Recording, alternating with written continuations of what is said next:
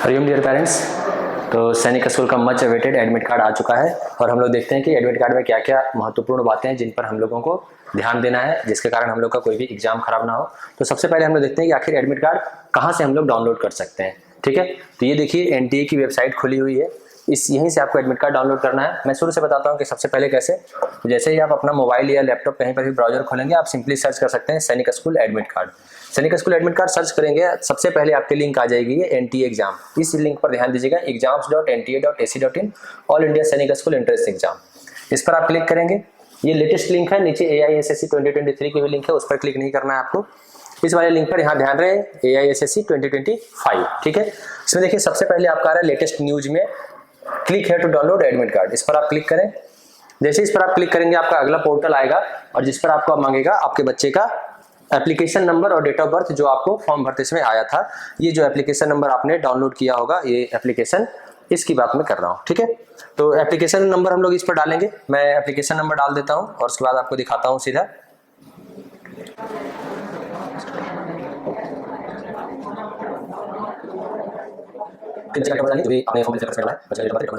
और उसके बाद डेट ऑफ बर्थ डालने के बाद एक बार बर्थ सेलेक्ट हो जाए, इधर आ गया। चलिए इसके बाद अच्छा मुझे लिखा है जैसे 56405550। ठीक है, ये करने के बाद सबमिट क्लिक करना है। सबमिट करते ही आपका फिर से ये नॉट फाउंड अगर ऐसा है, परेशानी की आवश्यकता नहीं है। आप आराम से फिर से एक बार टाइप करेंगे, डेटा आ जाएगा। थोड़ा सा इशू आ रहे हैं कई बार। ठीक है, एक बार फिर से डालते हैं। ध्यान से रखना है कोई भी गलती ना हो, कुछ भी गलत चीज ना आ जाए, कुछ भी गलत चीज हम टाइप ना कर दें, तो ध्यान रखना है।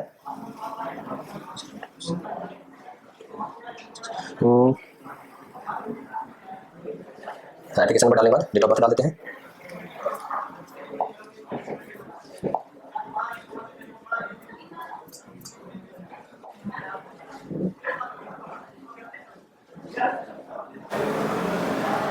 देखिए जैसे ही आपका डेटा सही रहेगा, आपका एडमिट कार्ड डाउनलोड हो जाएगा। एडमिट कार्ड में क्या क्या इंपॉर्टेंट बातें हैं जो आपको ध्यान रखनी है, वो उस पर खास ध्यान रखें, जो आपको बहुत इंपॉर्टेंट बातें हैं।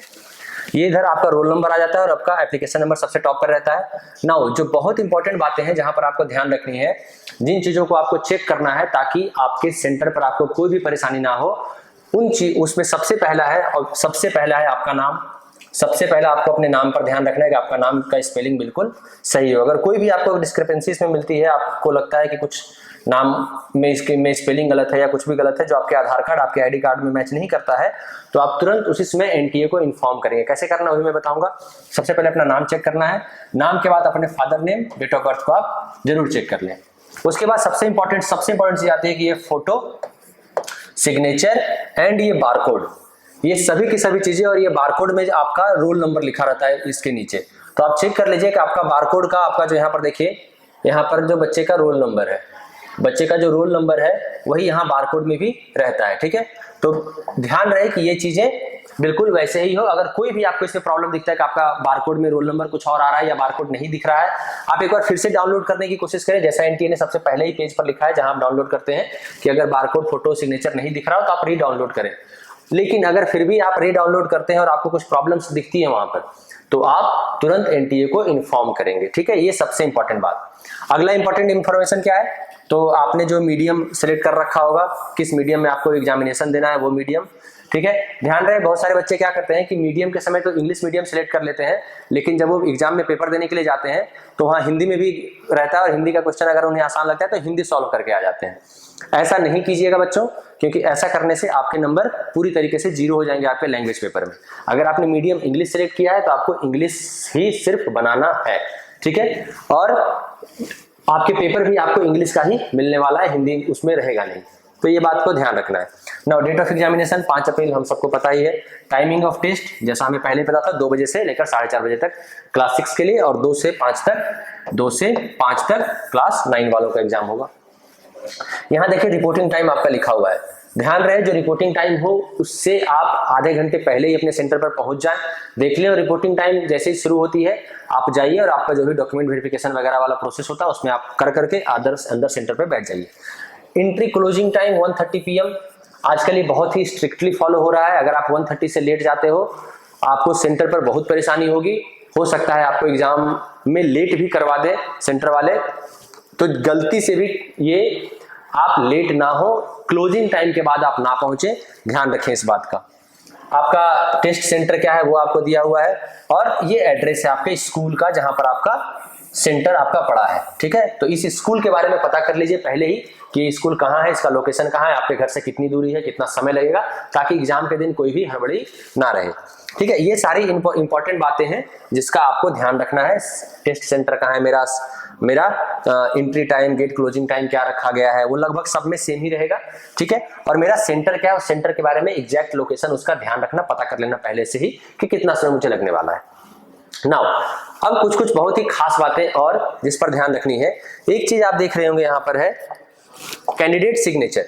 कैंडिडेट सिग्नेचर, यहाँ पर स्टूडेंट अपना सिग्नेचर करेंगे जब वो सेंटर पर जाएंगे तब।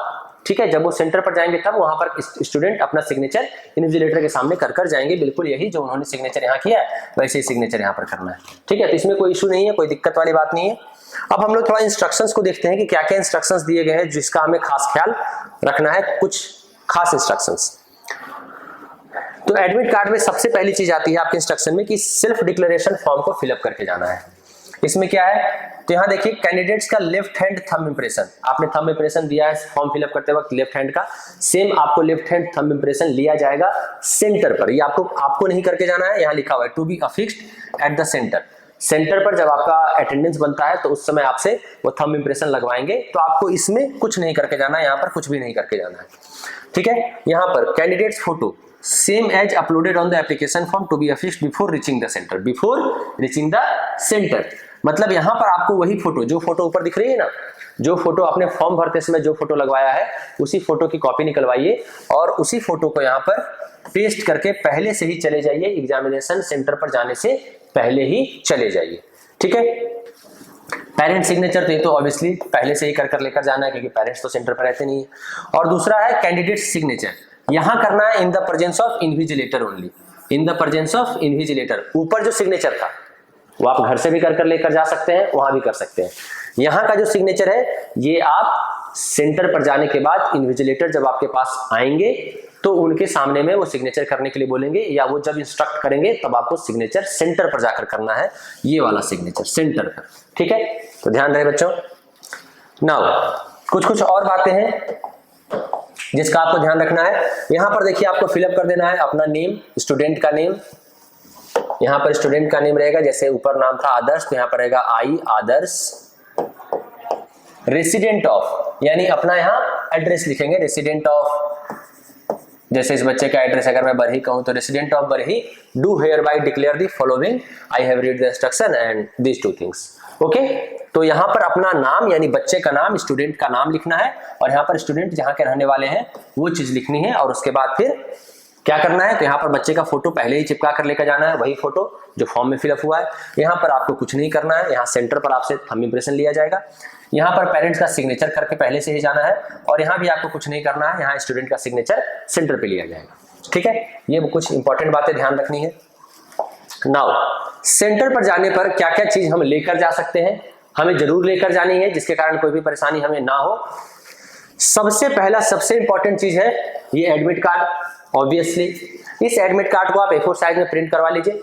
कोई जरूरी नहीं है आप कलर ही करवाएं, कोई जरूरी नहीं है कि आप ब्लैक एंड व्हाइट ही करवाएं, आप कुछ भी करवा सकते हैं जो आपको सहूलियत बुझाए, जो आपको अच्छा लगे आप करवा लें। हाँ, इसमें देखेंगे तो इसमें करीब 6 पन्ने हैं। ठीक है, सभी नहीं करवाना है आपको कम से कम आपके एडमिट कार्ड में यहां तक की चीजें दिखनी चाहिए।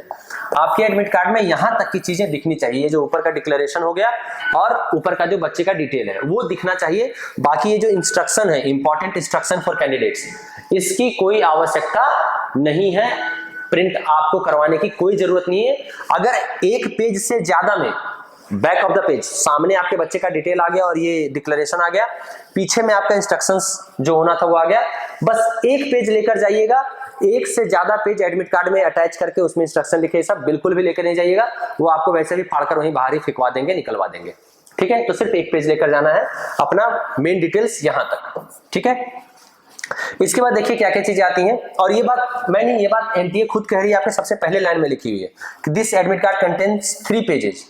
ठीक है, एंड आपको लेकर क्या जाना है, however only the top sheet यानी कि page 1, top sheet page 1 containing the personal data, test details as well as self declaration and signature of parent guardian is required to be submitted in the invigilator at the centre. मतलब सिर्फ और सिर्फ यहां तक, इसके ऊपर का data, इसके ऊपर का डेटा, ये जो पूरा का पूरा इंस्ट्रक्शन लिखा हुआ है इसकी कोई आवश्यकता नहीं है, इसको बिल्कुल प्रिंट करवाकर नहीं ले जाना है, ध्यान रखना है, ठीक है।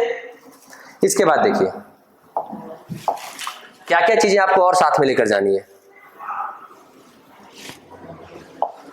किसी भी बच्चे को, जो मैं कह रहा था कि किसी भी बच्चे को कोई प्रॉब्लम दिखता है, अपना नाम, अपना फोटो, अपना सिग्नेचर, कुछ भी अगर एरर दिखता है तो सबसे पहले क्या करेंगे, कोई भी डिस्क्रिपेंसी है तो एनटीए को इमीडिएटली इन्फॉर्म करेंगे इस नंबर पर। ये नंबर ध्यान से देख लीजिए, ये जो नंबर है 01140759000 और 01169227700, इस पर आप कॉल करते रहिए। बिजी आएगा, कॉल नहीं लगेगा, आपको कॉल करते रहना है, जब तक कि आपका कॉन्टेक्ट एनटीए से नहीं हो जाता है। दूसरा आप और क्या कर सकते हैं, तो आप ये मेल भी जरूर भेज दीजिए। इस मेल पर आप अपने एप्लीकेशन, जो आपने डाउनलोड किया एप्लीकेशन का फोटो, उसको आप अपलोड कर दीजिए, अपना आईडी कार्ड अपलोड कर दीजिए और मेल में अपना application number, contact number mention कर दीजिए और अपना जो प्रॉब्लम है उसको मेंशन कर दीजिए, ताकि आपने एनटीए को इन्फॉर्म किया, ये प्रूफ रहे आपके सेंटर के पास। और उसके बाद एनटीए आपको बताएगी कि क्या करना है, ठीक है। अगर आपको कोई भी दिक्कत दिखता है अपने एडमिट कार्ड में तो आप एनटीए को इन्फॉर्म करेंगे।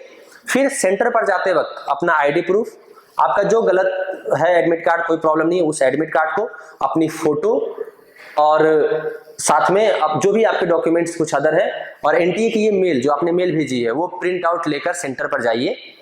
सेंटर पर जाने के बाद वहां पर लोग आपको हेल्प कर देंगे, आपका एग्जाम नहीं रुकेगा, ठीक है। तो बिल्कुल हड़बड़ाना नहीं है।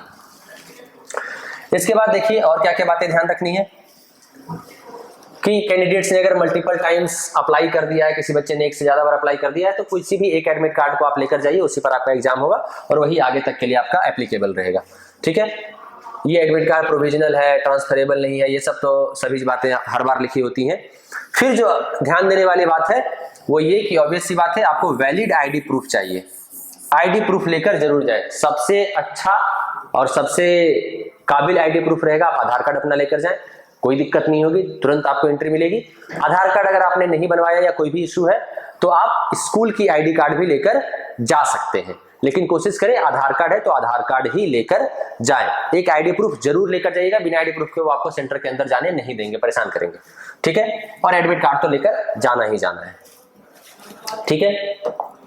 इसके बाद और क्या इंपॉर्टेंट बातें हैं, तो क्या क्या आप लेकर जा सकते हैं, तो हर बार की तरह आप एक पानी की बोतल लेकर जा सकते हैं, ट्रांसपेरेंट होनी चाहिए, वो जो कलरफुल या स्टील वाली आती है वो सब नहीं, सिंपल ट्रांसपेरेंट 250 ml 500 ml की बोतल खरीद लीजिए किनले बिस्लेरी की, और उसे आप लेकर चले जाइए।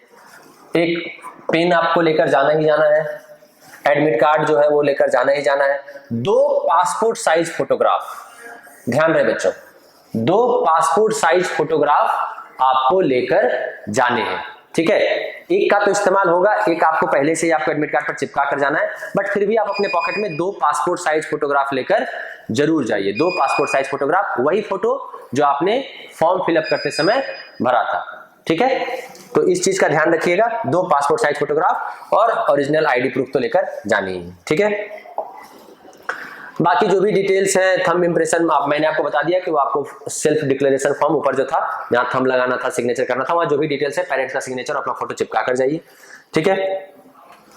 मोबाइल फोन वगैरह लेकर नहीं जाना है। क्वेश्चन बुकलेट में सेट कितने होंगे बच्चों, तो क्वेश्चन बुकलेट में 4 सेट होंगे इस बार। EFGH वो भी पहले ही बता दिया गया आपको, EFGH होंगे सेट, तो वो आपको देख लेना है कि आपको OMR पर वही सेट हो जो आपके क्वेश्चन बुकलेट पर सेट हो। और क्वेश्चन बुकलेट जब आपको मिलेगा, एक और बहुत ही ध्यान बात, question booklet number, question booklet number, ये ध्यान रखें कि क्वेश्चन बुकलेट नंबर पर जो सबसे टॉप पेज पर बुकलेट नंबर रहेगा वही सारे पेज पर बुकलेट नंबर रहना चाहिए, तो इस बात का ध्यान रखिएगा, ठीक है। कोई भी अगर आपको दिखता है, in case of any discrepancy, अगर आपको लगता है क्वेश्चन बुकलेट में कोई भी प्रॉब्लम है तो तुरंत आप इन्विजिलेटर को बताइए, यानी कि आपको लग रहा है कि कोई पेज मिसिंग है, कुछ क्वेश्चन मिसिंग है, या फिर आपका बुकलेट नंबर ऊपर कुछ और है अंदर कुछ और है, तो आप तुरंत इन्विजिलेटर को बताइए। ये नहीं कि क्वेश्चन बनाते रहिए फिर लास्ट में आप बताएंगे तो फिर परेशानी आपकी सॉल्व नहीं हो पाएगी, फिर आपका रिजल्ट बनने में दिक्कत होगा, ठीक है। तो इसका ध्यान रखेंगे। उसके बाद आपको जो OMR मिलेगा उसमें डिटेल्स वगैरह फिलअप करने हैं। डार्कन आपको किस तरीके से करना है OMR तो अभी तक आप सीख ही गए होंगे, आपने प्रिपरेशन की, इतनी प्रैक्टिस करी होगी, तो ठीक है। तो ये सारी बातें हैं। तो बच्चों ये था कुछ इंपॉर्टेंट बात, बाकी वही सारी बातें हिंदी में लिखी हुई हैं, ठीक है, तो आप इसे भी पढ़ सकते हैं। तो ये थी कुछ इंपॉर्टेंट बातें। आई होप आप इस सब बातों का ध्यान रखेंगे। अपनी ID प्रूफ आप जरूर लेकर जाएंगे। एडमिट कार्ड का सिर्फ फ्रंट पेज आप रखेंगे, कोई इंस्ट्रक्शन वाला पेज नहीं रखेंगे। 2 फोटो लेकर जाएंगे आप। ये 3 बहुत ही इंपॉर्टेंट बातें हैं जिसको आपको ध्यान रखना है। कोई भी प्रॉब्लम आपको दिख रहा है, आपको एडमिट कार्ड डाउनलोड नहीं हो रहा है, डेटा नॉट फाउंड आ रहा है, कुछ भी आ रहा है, आप तुरंत से NTA का जो हेल्पलाइन नंबर है, NTA हेल्प डेस्क का जो नंबर है उस पर आप कांटेक्ट कीजिए। ये रहा NTA हेल्प डेस्क का नंबर, ठीक है, आप यहां से लिख सकते हैं। इस पर आप कांटेक्ट कीजिए, इस पर आप कांटेक्ट कीजिए, आपको जरूर हेल्प मिलेगी, ठीक है। और आप साथ साथ में इस पर मेल भी कर सकते हैं। NTA का जो मेल है इस पर आप मेल भी कर सकते हैं, इस चीज पर आप मेल भी कर सकते हैं, ठीक है, अगर आपको कुछ भी एरर दिखता है तो, ठीक है।